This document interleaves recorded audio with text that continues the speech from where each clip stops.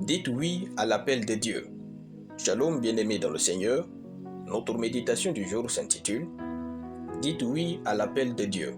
Nous tirons notre texte dans Ézéchiel chapitre 22, le verset 30, qui nous dit ceci. « Je cherche parmi eux un homme qui élève un mur, qui se tienne à la brèche devant moi en faveur du pays, afin que je ne le détruise pas, mais je n'en trouve point. » Gloire à Dieu. Dieu désire que tous ses enfants soient des représentants authentiques de son règne dans ce monde. Ainsi, Dieu dispose d'un cadre appelé ministère pour que nous puissions tous nous tenir pour lui dans l'unicité de notre création afin de le servir. Dans chaque domaine, Dieu cherche un homme sur qui il peut compter.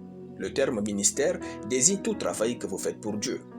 Ainsi, Dieu a besoin de ses serviteurs dans la musique, dans l'art, dans les finances, dans l'économie, la santé, la politique, au conseil présidentiel, dans l'éducation, le sport, etc.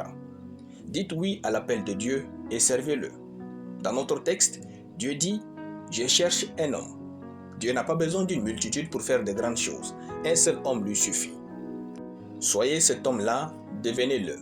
Si vous refusez de servir Dieu dans le domaine où il vous attend, lorsque nous arriverons au ciel et que vous saurez quel genre de merveilleuse personne auriez-vous pu être si vous l'aviez servi, vous risquez de vivre avec le regret éternel. Ne vous décevez pas en fouillant l'appel de Dieu.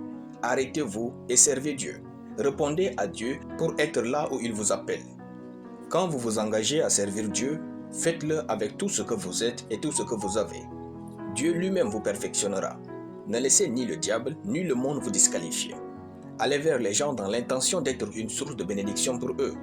Si les uns vous rejettent, c'est que vous ne leur êtes pas destinés. Tournez-vous alors vers les autres et rendez leur ministère avec ce que vous avez comme don et talent. Si les autres vous rejettent aussi, soyez tranquilles. Dieu vous enverra lui-même ceux qui ont plus besoin de vous. Quelque part dans ce monde, quelqu'un attend que vous pour connaître Dieu et éviter l'enfer. Plusieurs vies vous attendent. Dites oui à l'appel de Dieu, séparez-vous de tout ce qui est impur et servez le Seigneur. Le meilleur don que vous puissiez offrir à Dieu est celle de votre personne, le servant avec passion. Vous ne le regretterez jamais, car votre pire instant avec lui sera meilleur que votre meilleur instant sans lui. Gloire à Dieu. Nous allons prier. Merci Seigneur pour le privilège de te servir.